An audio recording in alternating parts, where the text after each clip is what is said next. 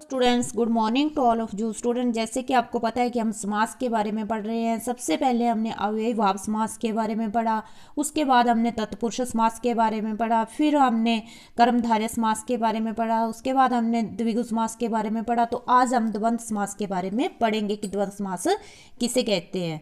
मतलब कि जिस समास में दोनों पद, पूर्व पद और उत्तर पद प्रधान हों तथा विग्रह करने में दोनों पदों के बीच और या तथा अथवा जैसे जो योजक शब्दों का प्रयोग होता है उसे द्वंद्व समास कहते हैं। इसमें कौन से शब्दों का प्रयोग होता है? और या तथा अथवा जैसे जो योजक शब्द होते हैं उनका प्रयोग होता है, उन्हें द्वंद्व समास कहते हैं। अर्थात इसमें क्या होता है, दोनों पदों को जोड़ने वाले जो समुच्चय बोधक होते हैं, वो अव्यय जो होते हैं उनका लोप हो जाता है। ये क्या है, दोनों शब्दों का लोप हो जाता है। जो समास के दो पदों के बीच योजक का काम करता है। अर्थात इसमें क्या है, दोनों के बीच में किसका काम करता है? दो पदों के बीच में योजक का काम करता है। अर्थात इसमें जैसे मैंने आपको बताया कि अर्थात और तथा या का संबंध जो है वो बताता है, तो योजक का काम कर रहा है। जैसे इसके कुछ उदाहरण हैं, जैसे दाल रोटी, तो दाल रोटी के बीच जो है और जो है योजक का काम कर रहा है। जब इसका विग्रह किया गया तो दाल और रोटी, और जब इसको समस्त पद को रखा गया तो क्या बन गया? दाल रोटी, और बीच में योजक लग गया। वैसे ही राजा रानी, राजा रानी का जब समास विग्रह किया गया राजा और रानी, अर्थात ये योजक का काम कर रहा है। बीच में दिन रात, बीच में योजक लगा हुआ है, तो जब समास विग्रह किया गया क्या बन गया?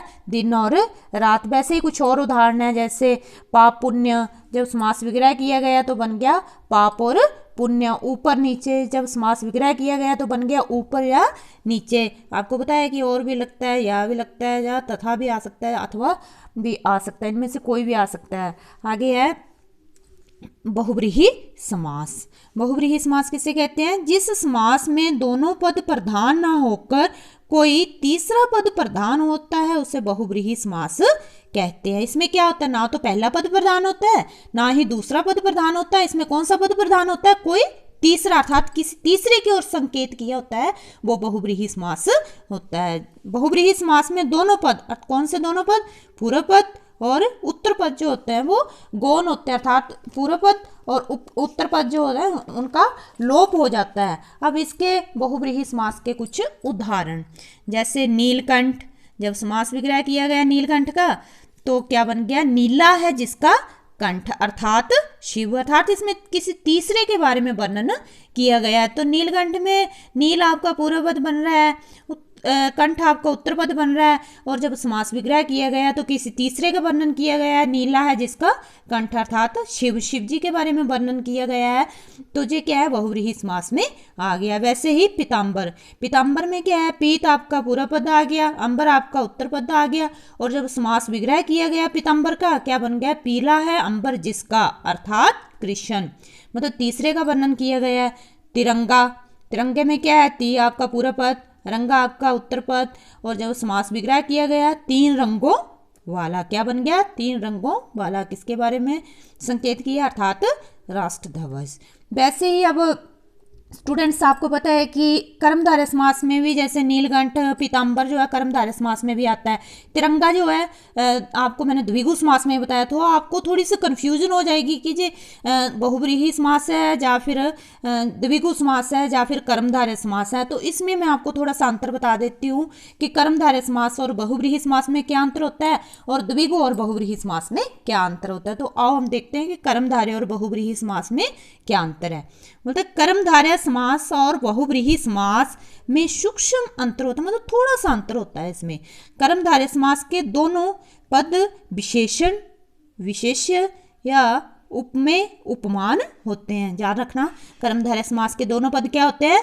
विशेषण, विशेष्य या उपमेय उपमान होते हैं। और जो बहुव्रीहि समास होता है उसमें क्या होता है?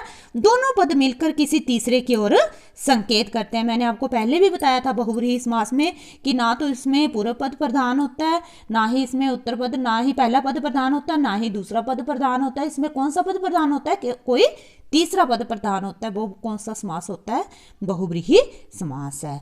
तो वैसे कुछ उदाहरण देखते हैं हम। पीताम्बर, पीताम्बर आपका कर्मधारय समास में भी आएगा, पीताम्बर आपका बहुव्रीहि समास में भी आएगा। तो आप देखो कि कर्मधारय समास में कैसे आता है पीताम्बर।